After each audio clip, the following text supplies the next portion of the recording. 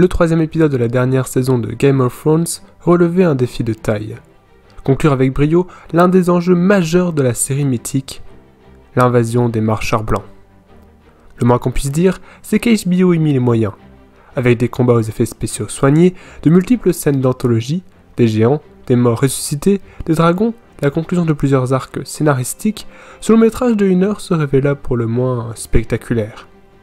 Mais pour une grande partie du public, la bataille de Winterfell fut une immense déception. Pire, une trahison.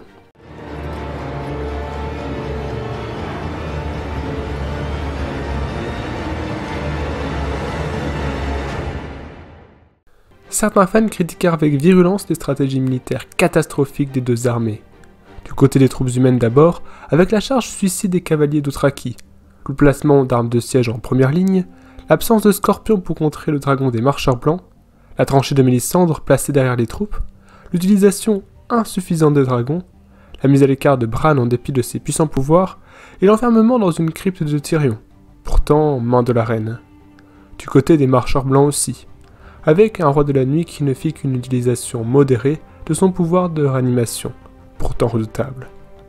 Mais cela n'approche pas le cœur du problème. Le réalisme des batailles n'a jamais été un des points forts de la série. Les spectateurs pointèrent du doigt la survie de la majorité des personnages principaux, étonnant dans une série connue pour son réalisme implacable.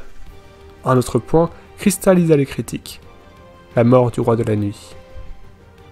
Un petit coup de dague d'Arya suffit à venir à bout de cet adversaire supposé surpuissant, provoquant du même coup l'anéantissement de toute l'armée des morts. Une victoire beaucoup trop facile. Préparée dès le premier épisode de la saison 1, la menace des marcheurs blancs représentait un danger terrible. La chanson du feu de la glace prédisait que seule une union de l'ensemble des 7 couronnes pourrait venir à bout de cette puissante menace. Beaucoup d'analystes y virent un parallèle évident avec l'urgence écologique. Pour résoudre un tel enjeu, seules 2 issues auraient été à mon avis satisfaisantes. La première, osée, aurait sans doute fait grincer beaucoup de dents, mais aurait eu le mérite d'être particulièrement tragique. Une victoire des marcheurs blancs. Les hommes, incapables de s'unir, obnubilés par le jeu des trônes et la quête du pouvoir, auraient été envahis par la menace du Nord. Le message aurait été fort. La deuxième issue, la plus logique, aurait consisté en une alliance de 7 couronnes face à l'ennemi. Elle aurait achevé la série dans un affrontement gigantesque et spectaculaire entre hommes et marcheurs blancs. Difficile cependant d'imaginer la perfide Cersei Lannister s'allier avec Daenerys. Pour faire évoluer ce personnage, ou mettre quelqu'un d'autre sur le trône de fer, il aurait fallu quelque chose de très précieux. Quelque chose qui manqua à l'ensemble de la saison 8, du temps. Pour contenter les spectateurs, les scénaristes imaginèrent une sédition de Jaime Lannister. En rejoignant Jon Snow et Daenerys, le régicide permettait une union symbolique face à la menace. Un choix intéressant mais largement insuffisant. Dans leur quête d'une fin spectaculaire, ils préférèrent conclure la saga par l'affrontement final entre Cersei et Daenerys.